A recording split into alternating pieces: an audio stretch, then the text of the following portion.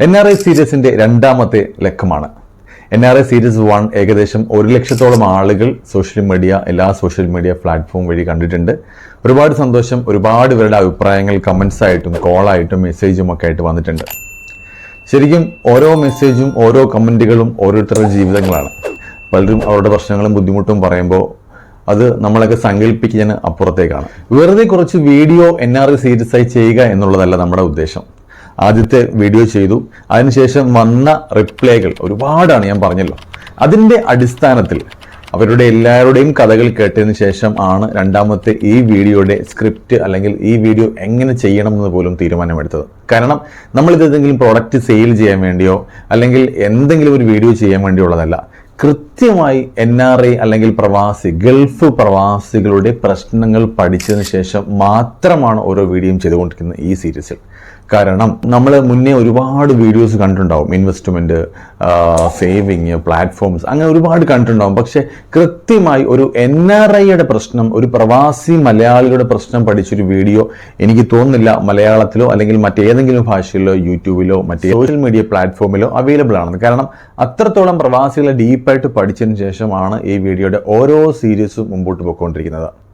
അതുകൊണ്ട് തന്നെ NRI ആയിട്ടുള്ള ആളുകൾ മാക്സിമം ഈ വീഡിയോ കാണാൻ ശ്രമിക്കുക, ഈ സീരീസ് മുഴുവനായി കാണാൻ ശ്രമിക്കുക. നമുക്ക് ആദ്യം മുതൽ എങ്ങനെ സേവ് ചെയ്ത് തുടങ്ങണമെന്ന് മുതൽ അവസാനം വരെ ഈ വീഡിയോയിലൂടെ, ഈ സീരീസിലൂടെ എത്തിക്കണമെന്നാണ് നമ്മൾ ഉദ്ദേശിക്കുന്നത്. അതുകൊണ്ട് തന്നെ തീർച്ചയായിട്ടും മാക്സിമം NRI ആയിട്ടുള്ള ആളുകൾക്ക് ഈ വീഡിയോ ഷെയർ ചെയ്ത് കൊടുക്കുക.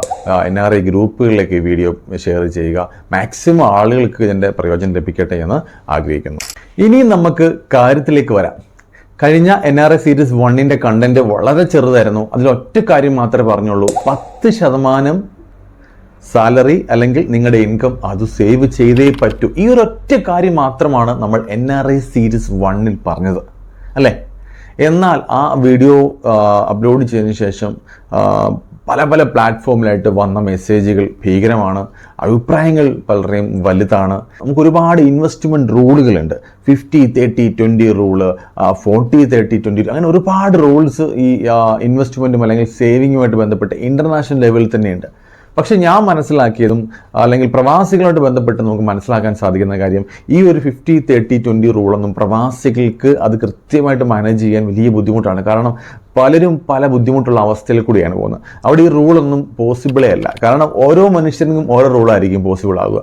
അതുകൊണ്ട് ഒരിക്കലും ഇങ്ങനെ ഒരു കൃത്യമായൊരു ഇക്വേഷൻ കൊടുത്തിട്ട് പ്രവാസിയോട് ഈ ഇക്വേഷൻ പ്രകാരം നിങ്ങൾ സേവ് ചെയ്യണം അല്ലെങ്കിൽ ഈ ഇക്വേഷനിലൂടെ നിങ്ങൾ ഇൻവെസ്റ്റ് ചെയ്യണമെന്നൊന്നും പറഞ്ഞാൽ അത് എത്രത്തോളം പോസിബിൾ ആണ് എന്ന് ശരിക്കും നടക്കുന്നൊരു കാര്യമല്ല. അതുകൊണ്ട് തന്നെ തീർച്ചയായിട്ടും പ്രവാസികളെ സംബന്ധിച്ച് മറ്റൊരു ഇക്വേഷൻ, അവർക്ക് വേണ്ടി ഒരു ഇക്വേഷൻ അല്ലെങ്കിൽ ഓരോരുത്തർക്കും വേണ്ടി ഓരോരോ ഇക്വേഷൻസ് ആയിരിക്കും സംഭവിക്കുക. കാരണം നമ്മുടെ വീഡിയോ റിലീസ് ആയതിനു ശേഷം നമുക്ക് വന്ന കമൻറ്റിൽ 40% ആളുകളും പറയുന്നത് എനിക്കിനി സേവ് ചെയ്യാൻ എൻ്റെ കയ്യിൽ ഒന്നുമില്ല എന്നുള്ളത് തന്നെയാണ്.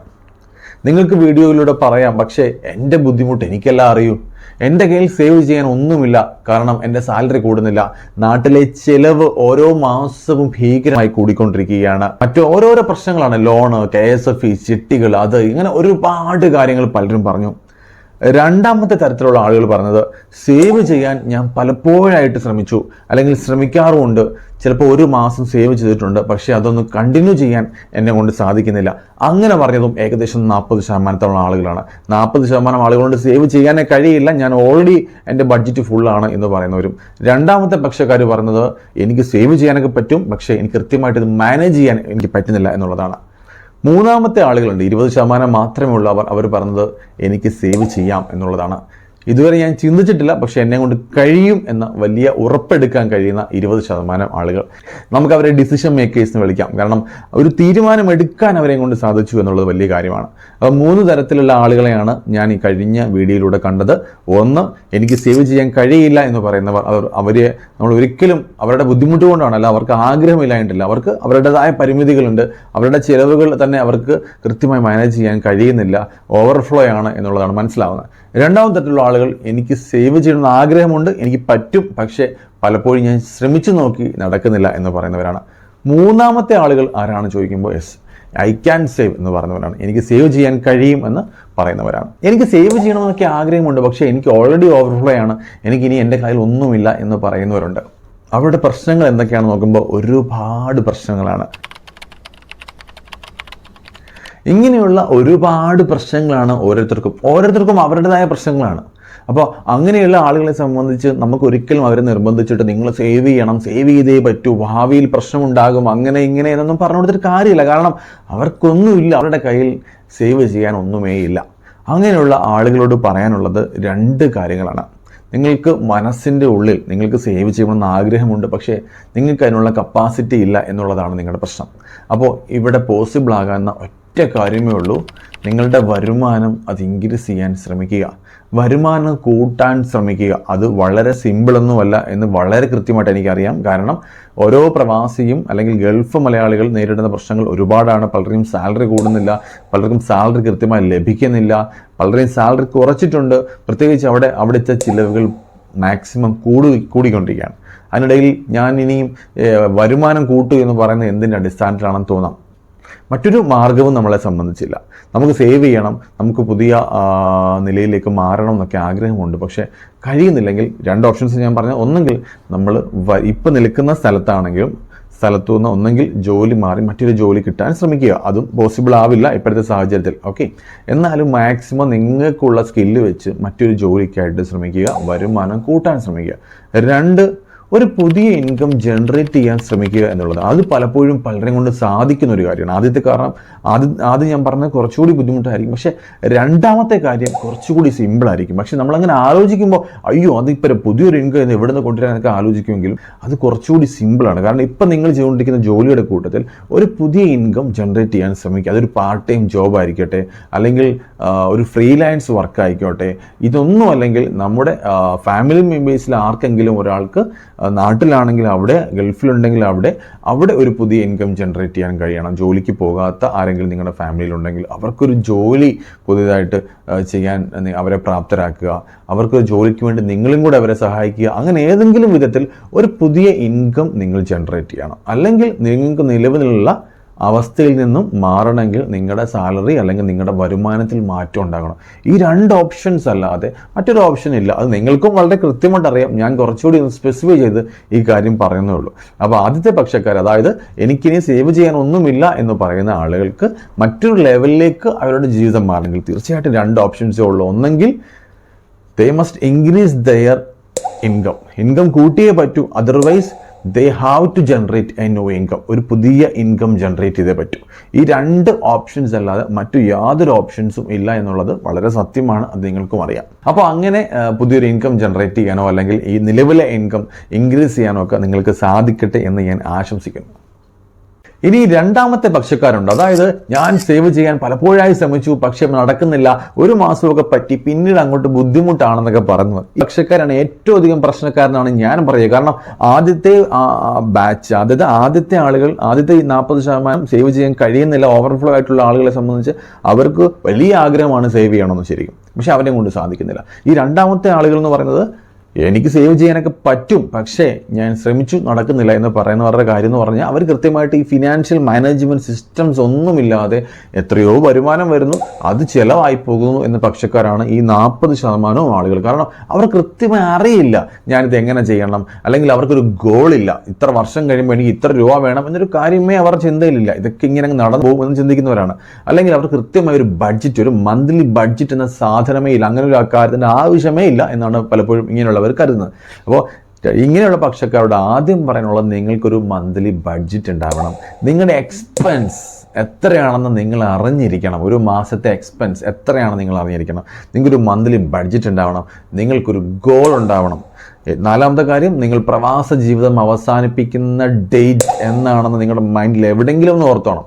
ഒരു 30 വയസ്സുള്ള ആളാണ് നിങ്ങളെങ്കിൽ എനിക്കൊരു 45 വയസ്സിലെങ്കിലും ഇതൊക്കെ അവസാനിപ്പിച്ച് ഇവിടുന്ന് പോകണം എന്നൊരു ചിന്ത നിങ്ങളുടെ മെമ്മറിക്ക്, നിങ്ങളുടെ ബ്രെയിന് നിങ്ങൾ കൊടുത്തേ പറ്റൂ. കാരണം 45 വയസ്സിൽ പോകണം, എനിക്ക് ഇവിടുന്ന് പോകണമെന്ന് ആലോചിക്കുന്നത് 44ാമത്തെ വയസ്സിലാവരുത്. പലപ്പോഴും എന്താ സംഭവിക്കുക, 45 വയസ്സിൽ അല്ലെങ്കിൽ 45ാമത്തെ വയസ്സിൽ എത്തി നിൽക്കുമ്പോൾ നിങ്ങളുടെ കമ്പനി നിങ്ങളെ ടെർമിനേറ്റ് ചെയ്യുകയാണ്, അല്ലെങ്കിൽ നിങ്ങൾക്ക് നാട്ടിൽ പോയേ പറ്റൂ എന്നൊരു സിറ്റുവേഷൻ വരുമ്പോൾ അയ്യോ ഞാൻ ഈ 15-20 വർഷമായിട്ട് പ്രവാസിയായിരുന്നല്ലോ, എൻ്റെ കയ്യിൽ ഒന്നുമില്ലല്ലോ എന്ന് അന്ന് ആലോചിച്ചിട്ട് യാതൊരു കാര്യമില്ല. അതുകൊണ്ട് നമുക്കൊരു ഗോള്, അതേപോലെ തന്നെ നമുക്കൊരു മന്ത്ലി ബഡ്ജറ്റിംഗ് വേണം, നമ്മുടെ എക്സ്പെൻസ് നമ്മൾ അറിഞ്ഞിരിക്കണം. 4ാമത്തെ പ്രധാനപ്പെട്ട കാര്യം, നമ്മുടെ പ്രവാസ ജീവിതം അവസാനിപ്പിക്കുന്ന പീരീഡ് അത് നമ്മൾ അറിഞ്ഞിരിക്കണം. ഏകദേശം ഒരു നമ്മുടെ മനസ്സിലൊരു പ്ലാൻ ഉണ്ടായിരിക്കണം. അതിന് പ്രവാസ ജീവിതം അവസാനിപ്പിക്കുക എന്ന് പറയാം, അല്ലെങ്കിൽ അത് റിട്ടയർമെൻറ്റ് പീരീഡ് എന്ന് പറയാം. ഈ മുകളിൽ പറഞ്ഞ 4 കാര്യങ്ങളിലേക്കും നമുക്ക് കൃത്യമായിട്ട് എത്തിയാൽ തീർച്ചയായിട്ടും ഈ കാറ്റഗറിയിൽ പെടുന്ന ആളുകൾക്കും വളരെ കൃത്യമായിട്ട് മാനേജ് ചെയ്യാനും നല്ലൊരു എമൗണ്ട് ഒരു മാസവും സേവ് ചെയ്യാനും കഴിയും എന്നുള്ള കാര്യത്തിൽ യാതൊരു സംശയവുമില്ല. അപ്പോൾ നമ്മൾ രണ്ടാമത് പക്ഷക്കാരും വളരെ മാന്യന്മാരായിരിക്കുകയാണ്. സേവ് ചെയ്യാൻ തുടങ്ങാൻ പോവുകയാണ്. ഈ മാസം മുതൽ ഒരു 3 മാസം കൃത്യമായിട്ട് ഈ സേവിങ് എമൗണ്ട് ഒക്കെ മാറ്റി വെച്ച് കഴിഞ്ഞാൽ തന്നെ നിങ്ങൾ പുതിയൊരു ശീലത്തിന്, ഒരു പുതിയ ഹാബിറ്റിന് തുടക്കമാകുകയാണ്. നിങ്ങൾ ഇതുവരെ പ്രവാസിയായിട്ട് ഇത്രയും നാളായിട്ട് ₹1 സേവ് ചെയ്യാൻ കഴിഞ്ഞിട്ടില്ല എന്ന് പറയുന്ന ആളുകൾ, കഴിയുന്നില്ല എന്ന് പറയുന്നവർ തീർച്ചയായിട്ടും ഈ ഫോർമുല പ്ലീസ്, ഞാൻ വീണ്ടും പറയുന്നു, പ്ലീസ് നിങ്ങൾ ചെയ്യുക. ഇനി മൂന്നാമത്തെ പക്ഷക്കാരാണ് yes I can save the money എന്ന് പറയുന്ന ആളുകൾ. അവരെ സംബന്ധിച്ച് തീർച്ചയായിട്ടും നിങ്ങൾ സേവ് ചെയ്യാൻ നിങ്ങൾക്കൊരു കപ്പാസിറ്റി ഉണ്ട്. അത് ഡിസിഷൻ എടുത്തു കഴിഞ്ഞു. വളരെ സിമ്പിളാണ് ഇനിയുള്ള കാര്യങ്ങൾ. നിങ്ങൾ ഓൾറെഡി ആ തീരുമാനം എടുത്തു, ഞാൻ സേവ് ചെയ്തിരിക്കും എന്ന് പറയുന്നവരാണ്. ഇനി നിങ്ങൾ ചെയ്യേണ്ടത് എന്താണ്? നേരത്തെ പറഞ്ഞ പോലെ തന്നെ നിങ്ങൾക്കും ഒരു ബഡ്ജറ്റ് ഉണ്ടാവണം. അത് കൃത്യമായിട്ട് മന്ത്ലി ബഡ്ജറ്റ് കാൽക്കുലേറ്റ് ചെയ്യുക. അതിലെല്ലാം വരണം. അത് ഫാമിലി നാട്ടിലാണെന്നുണ്ടെങ്കിൽ ആ ഫാമിലിയുടെ എക്സ്പെൻസ് ഉൾപ്പെടെ, നിങ്ങളുടെ എക്സ്പെൻസ് ഉൾപ്പെടെ നിങ്ങൾ കാൽക്കുലേറ്റ് ചെയ്യുക. ഇനിയിപ്പോൾ ഫാമിലി ഗൾഫിലാണെന്നുണ്ടെങ്കിൽ വളരെ കുറച്ചുകൂടി സിമ്പിളാണ്. രണ്ടുപേരോട് ഇരുന്നിട്ട് ഫാമിലിയായിട്ട് ഡിസ്കസ് ചെയ്തിട്ട് തന്നെ നിങ്ങൾ ആ മന്ത്ലി ബഡ്ജറ്റ് കൃത്യമായിട്ട് ഒരു മാസം എഴുതി വെക്കുക. നെക്സ്റ്റ് മന്ത് മുതൽ നിങ്ങൾക്ക് മനസ്സിലായിട്ടുണ്ട് നിങ്ങളുടെ എക്സ്പെൻസ് എത്രയാണെന്നുള്ളത്. ബാക്കി എമൗണ്ട് കുറച്ചൊരു ശതമാനം മാറ്റി വെക്കുക. എന്തെങ്കിലും ഒരു എമർജൻസി കാര്യങ്ങൾക്ക് വേണ്ടിയിട്ട് ബാക്കിയുള്ള എമൗണ്ട് കൃത്യമായിട്ട് സേവ് ചെയ്യുക. അതേ എമൗണ്ട് നെക്സ്റ്റ് മന്തിലും സേവ് ചെയ്യുക. ഇനി സേവ് ചെയ്യാൻ എമൗണ്ട് കൂടുതൽ പറ്റുന്നുണ്ടെങ്കിൽ അത്രയും നല്ല കാര്യം.